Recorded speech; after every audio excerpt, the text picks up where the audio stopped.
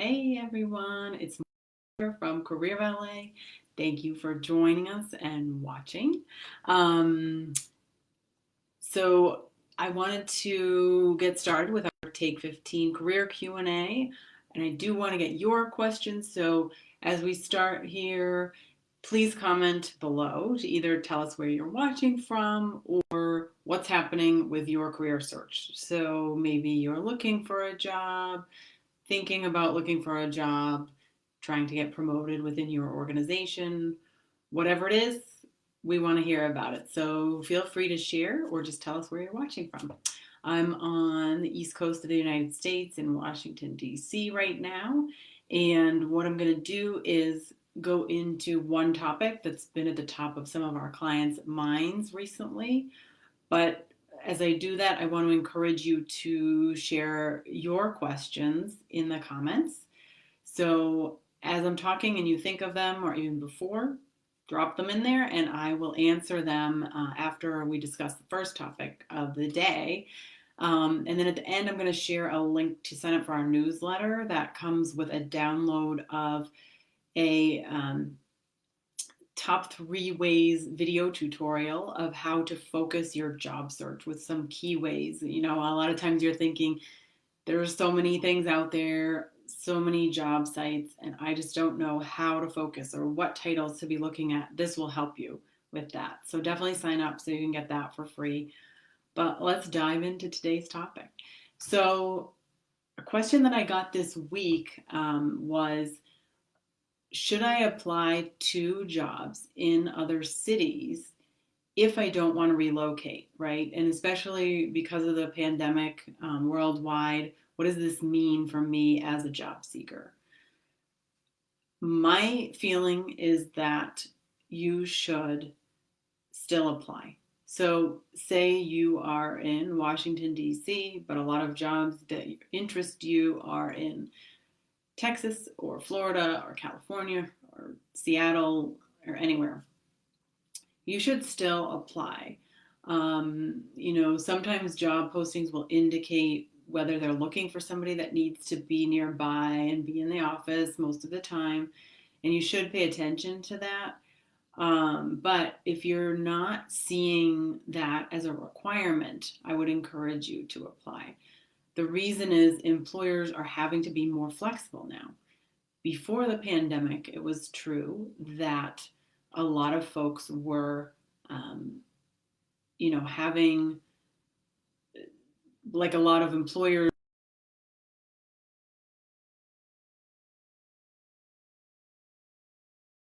seekers, and just that, that in terms of, like, being a philanthropic organization, what kind of corporate responsibility do you have, what sort of flexibility around the job. But now this is true across the board.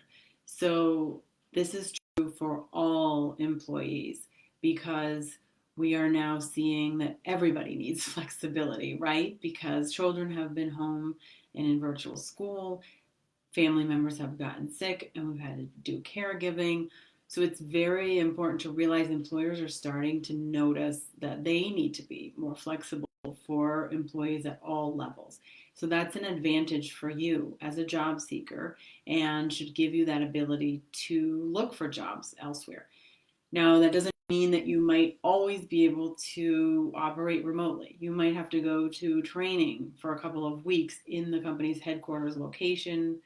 You may have to do a number of other things like travel every month or, every quarter, or do certain meetings in person. And that's okay if you're willing and flexible to do that. Have that in mind when you do apply and as you go into these interviews.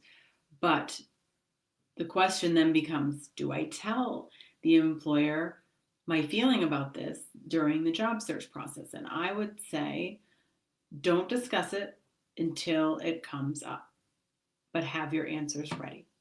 So if you are having initial phone screens and it comes up, you want to be honest that you really are not looking to relocate. Is that an option? What options does the company offer for travel occasionally or that kind of arrangement if you're the right person for the job?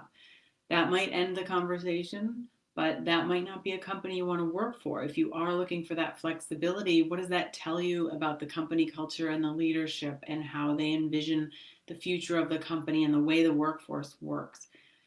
Because now that so many people are having to, instead of building their life around work, we're trying to build our work around our life.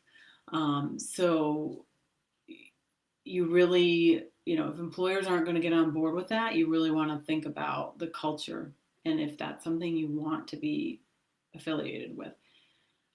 So I would discourage you from bringing it up until it comes up with them. But again, have your answer ready to go. Know what you want to get out of the conversation. And then at that point, everything really is negotiable. So make sure you know what's most important to you.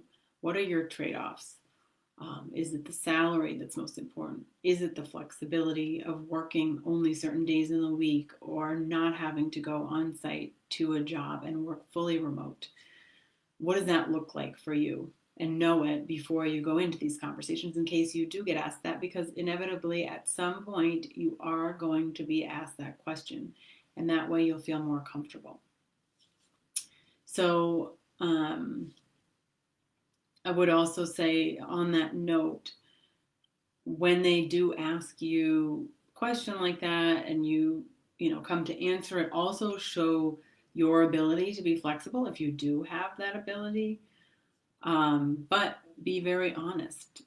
Tell them what it is that's an ideal situation for you. You don't have to go into all the personal details of why this is the best, right? Like you might be feeling like, well, should I tell them that I'm divorced or that a family member has an illness?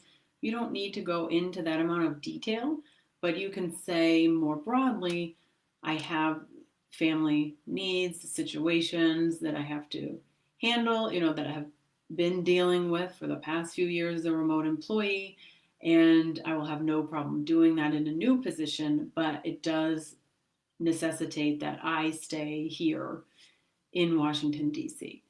So those are the kinds of things that you want to talk to and know how you're going to talk about it. Again, being transparent and honest, but just knowing what your level of comfort is with that. Again, with what you can be flexible with and what you cannot. Like what's a deal breaker for you and what's not. So make sure you know that going in, and it'll make it much easier to negotiate.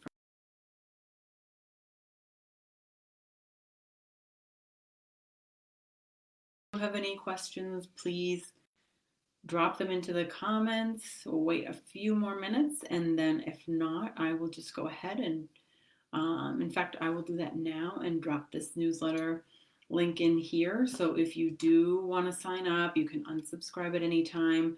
But what that will give you is a download that will come to your inbox automatically with a video tutorial about 3 ways to target and focus your job search, because there's so much noise out there, and that's what's hard to do, is really figure out what kind of titles should I look at, what kind of industries, what kind of jobs.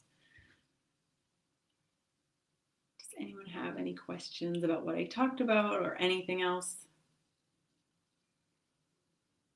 If not, I'm going to go ahead and wrap up here, and just let you know that the next 2 weeks we will not be having a career Q&A because I've got some family and spring break for the kids. But we will return after that on April 9th at 12 o'clock Eastern Daylight Time. So I look forward to seeing you all then. Thanks for joining, and keep up with those questions. See you next time.